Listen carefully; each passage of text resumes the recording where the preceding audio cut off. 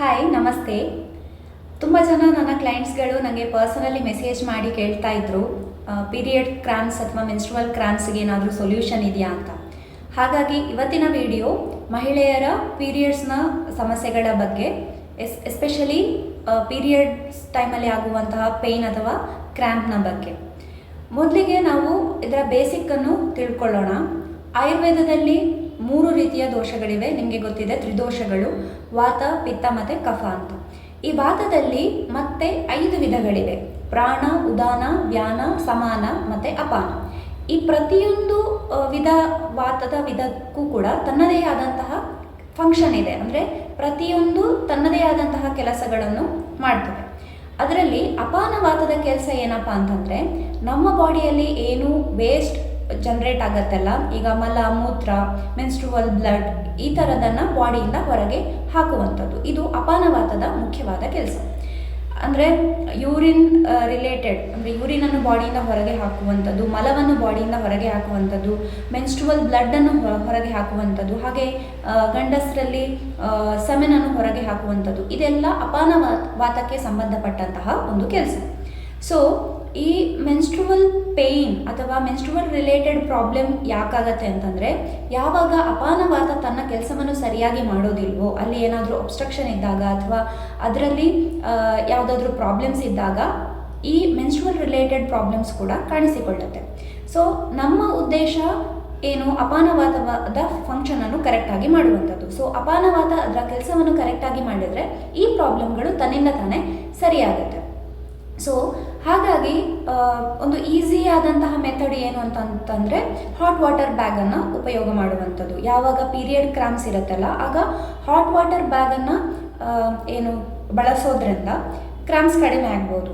ಇದು ಆಲ್ಮೋಸ್ಟ್ ಎಲ್ರಿಗೂ ಗೊತ್ತಿರುವಂತಹ ವಿಷಯ. ಹಾಗಾದರೆ ಈ ಹಾಟ್ ವಾಟರ್ ಬ್ಯಾಗ್ಗೂ ಈ ಅಪಾನವಾತಕ್ಕೂ ಏನು ಸಂಬಂಧ?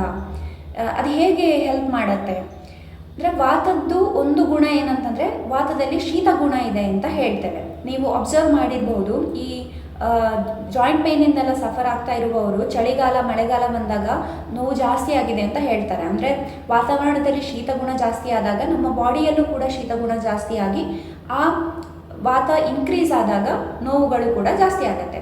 ಸೊ ಸೇಮ್ ಇಲ್ಲೂ ಕೂಡ.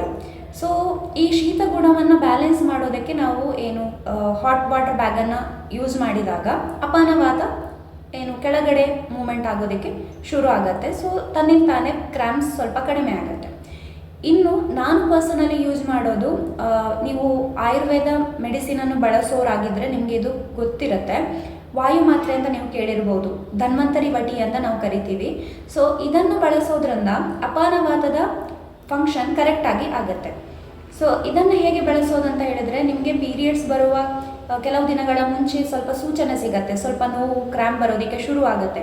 ಸೊ ಆಗಲೇ ನೀವು ದಿನಕ್ಕೆ 2 ಮಾತ್ರೆಗಳನ್ನು 3 ಬಾರಿ ತಗೊಳ್ಳೋದ್ರಿಂದ, ಬೆಳಗ್ಗೆ, ಮಧ್ಯಾಹ್ನ ಮತ್ತು ಸಂಜೆ, ಈ ಅಪಾನವಾತ ಸರಿಯಾಗಿ ಫಂಕ್ಷನ್ ಮಾಡೋದಕ್ಕೆ ಶುರು ಆಗುತ್ತೆ. ಹಾಗಾಗಿ ನಿಮಗೆ ಕ್ರ್ಯಾಂಪ್ಗಳು ಬರೋದಿಲ್ಲ.